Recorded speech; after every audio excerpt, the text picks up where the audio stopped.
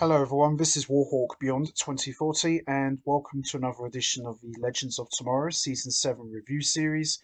And today I am going to be talking about Episode 2, The Need for Speed, which I have just finished watching. And this episode was pretty much a hit and miss for me. There wasn't really a lot going for this episode, and the only interesting thing about this episode, I would say, was Gideon appearing in her human form.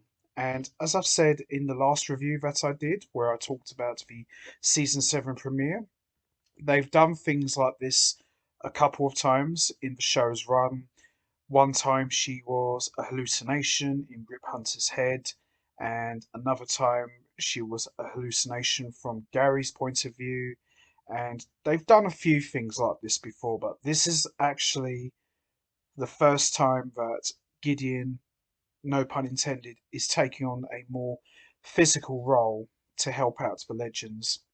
So this episode pretty much picks up where he left off at the end of episode 1, where, as we all remember, the Wave Rider was destroyed and the legends had to try and pick up some equipment to try and get the Wave Rider back. And this resulted in Gideon taking on a human form. And we also saw at the end of episode 1, Hoover was essentially run over by the legends.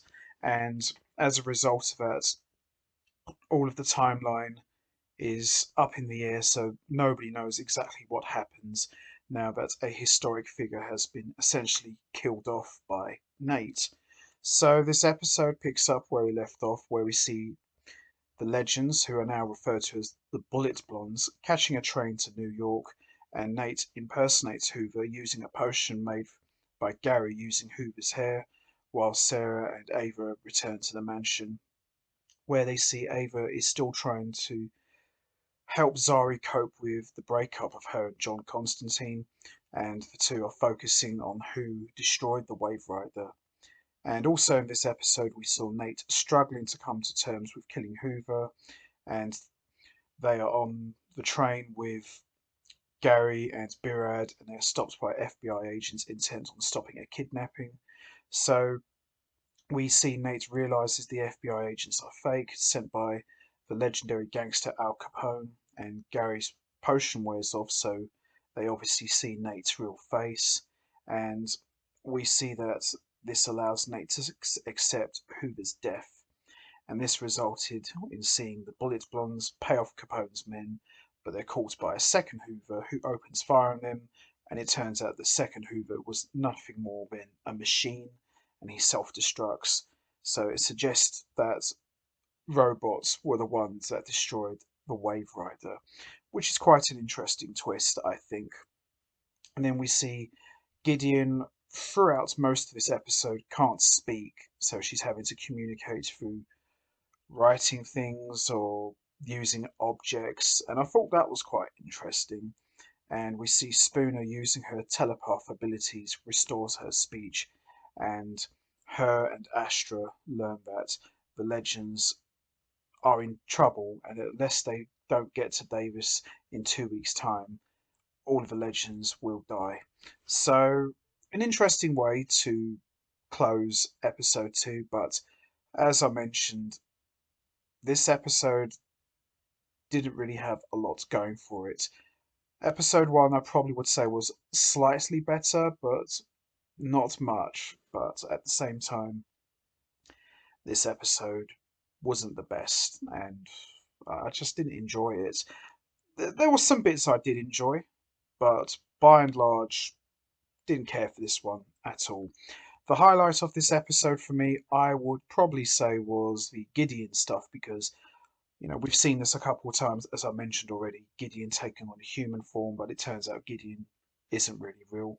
So, at least for a few episodes, it would appear that Gideon is going to be taking on a more physical form in season 7. So, I'm interested to see how that's going to go, but we'll just have to wait and see, really. But I do have to question how much gas is left in the Legends of Tomorrow tank, because I feel that it's kind of deviating away from being a superhero show in the Arrowverse. It's just becoming more of a bad comedy. Every once in a while, you get some surprises. You always get an occasional good episode, but I don't know really. It does make me wonder how things are going to play out in season 7 because we don't even have a main villain for starters. We don't even have a main villain of sorts. But as I said, episode 2, not the greatest, but not the worst. I would probably say this was fairly average. And the Gideon stuff was probably the only good thing that I enjoyed the most about this episode. But that's just me. So that's going to be it from me. I am going to wrap this up now. What was your thoughts on episode 2? Did you enjoy it? Did you think Nate handled the death of Hoover very well, or do you think he didn't handle it at all? And also, what was your thoughts on Gideon taking on a more physical role and being unable to speak? Did you enjoy that aspect of the episode? And also, what was your thoughts on the Wave Rider being destroyed by robots? Who do you think ordered the hit to have the real Wave Rider destroyed by the rogue one?